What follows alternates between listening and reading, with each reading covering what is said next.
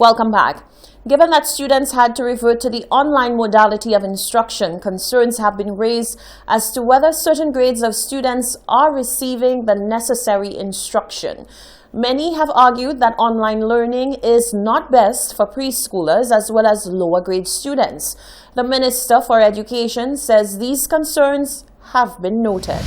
Students of all ages, forms, schools, and abilities have had the task of learning online. Concerns have been raised for younger students who will not be able to interact or socialize adequately as is required. Questions are being asked as to whether younger children will be allowed to return to school at one point, as was done with the Form 5 and Grade 6 students. Minister for Education Dr. Gail Rigobert says when it comes to the progression of the education sector, nothing is completely off the table. I am very, very proud of my educators. They have been proven themselves to be very innovative, creative, and nimble. And we really are very much open to employing various means by which we can reach those students. We recognize, for example, that in an online learning environment, we would need to outfit them too with devices and the requisite platforms for proper instruction and learning to take place.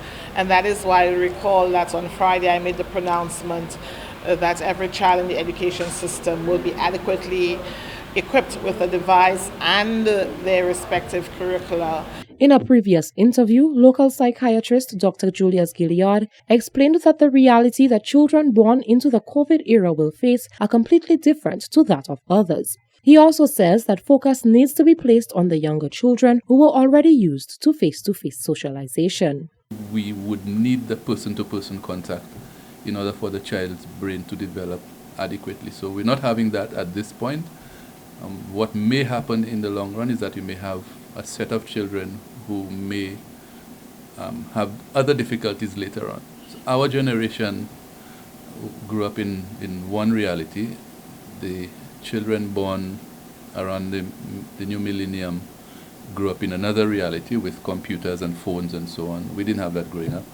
And I guess which children born around now would grow up in a different reality with knowing to wear masks and sanitize and I don't know, maybe online schooling and so on. Dr. Rigobert says from the onset of the introduction of ICT, there has been concern with students no longer engaging in one-on-one socialization. However, this has not proven to be the case. Long before COVID, with the onset or ubiquity of ICTs, there were raging debates about whether technology threatens human interaction or threatens to replace human interaction. So that is not unique to the education system or to the current pandemic. The moment ICTs became commonplace, there was always a concern, a sociological concern about the value of human interaction and what mode would human interaction take place. She says the ministry, however, is open to trying and implementing new measures to ensure that the well-being and education of students are taken care of. Reporting for Hot 7 News, I am Genevieve Gonzalez. In the past few months, when Parliament was convened for the purpose of borrowing funds for capital projects, many calls were made for the monies to be used for COVID-19 response instead. On Tuesday, Commerce Minister Bradley Felix explained to the press that the loan that is being secured has been repurposed from being meant for feeder roads to COVID-19 support. He says this is one of the cases where it could have been and was done. Many have raised the argument that the monies being borrowed by the government should be repurposed, especially during this time. According to Commerce Minister Bradley Felix, the monies which will be loaned in Tuesday's sitting of Parliament were initially for another project but have been repurposed. This is money that was allocated to addressing the feeder roads in the country, and this is one of the opportunities where we can actually redefine what the loan is for. It's not like some of the loans that we've borrowed in the past where it is for specific purposes. This is one of the loans where we can redefine, redistribute to another area. And considering the amount of expenses the government has had to face, particularly in the health sector, when you think of the quarantine, when you think of the respiratory hospital, when you think of all the other expenses that come in addressing the whole COVID issue, the government thought it very necessary at this point in time to reallocate that 20 million for feeder roads for now and put it towards assisting with the COVID situation in Central. Bradley indicated that the grantors have been notified that the purpose of the loan has been changed and the loan has been secured. On the other hand, the leader of the opposition, Philip J. Pierre, says the St. Lucia Labour Party continues to be concerned with the lack of accountability when it comes to the borrowing of funds. You may realize that we've probably borrowed over $100 million for COVID. And the only account that came to Parliament is for $15.5 million. So I'm very concerned about that. There is a belief that things are nice because we are building roads, we spend money to build roads, we are extending on roads, but people are suffering. People in this country, some of them are running hungry. Even in the middle classes, there are people who cannot get basic food to eat every day. I'm very concerned. I hope that money is used for people so that people can improve their quality of life. Reporting from the House of Parliament for Hot 7 TV, I am Genevieve Gonzalez. With the tourism levy set to take effect on the 1st of December, the St. Lucia Hotel and Tourism Association is deciding how best to introduce its application. CEO Noorani Aziz says while the association accepts that it is critical to the destination, there will be a negative impact on small-scale providers. Following continued and extensive consultation over the past 2 years with key stakeholders in the tourism industry, government has decided to enact a government tax named the Tourism Levy. Revenue collected from this tax is earmarked for tourism marketing and development. Beginning December 1st, guests staying at registered accommodation service providers will be required to pay a prescribed nightly levy on their stay, either $3 or $6 per person per night, depending on the room rate below or above $120. Chief Executive Officer of the St. Lucia Hotel and Tourism Association, Noorani Aziz, says while they understand its implementation, small-scale providers will suffer in the process. For some properties, they do not operate above the VATable threshold, so they don't really charge VAT. So the discount in the VAT rate is not necessarily offsetting the impact of the tax on them. For them, the impact of the tax is quite simple. They cannot afford to absorb it, so they must pass it over to the consumer. For them, when calculated, it increases the rate of the rooms. And so for many who have complained, they have said, well, this is putting us in a very uncompetitive sphere in an environment where there is significant discounting taking place and everyone is now trying to grab for that tourism dollar.